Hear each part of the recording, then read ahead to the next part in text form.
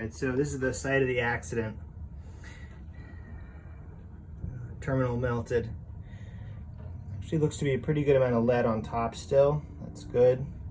So step one is I'm gonna remove this junk battery connector. So next, what I need to do is tap a hole about right there. So I'm filing this flat. So I'm gonna have a nice flat surface in the end. That's my hope. All right, so I've sanded or filed this down to a smooth flat surface. Okay, so I've just pushed a little hole there in what I hope is the middle. I'm going to use this new little hand drill I got to carefully drill a hole. So I drilled the hole out. I just dropped my tap down there. That's bad. I didn't have any magnetic picker-uppers, so I took a little bit of electrical tape, the pliers, and I managed to pull it out. What I was going to say is the tap barely works. The metal's so soft.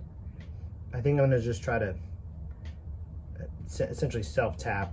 I started some threads just to get it pointed in the right direction, but I have a feeling it'll get a better grip if I just skip tapping the bottom. We'll see. Okay. Well, that actually feels pretty good.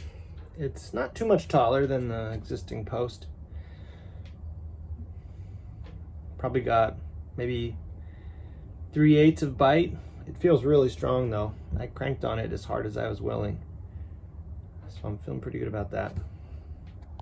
All right, and then I got a new cable before I tighten it down.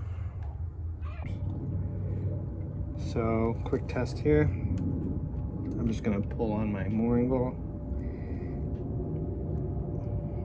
Start to increase the amperage. I can now hear it going in reverse. About 50 amps. Everything seems okay. I'm gonna go check it and see after.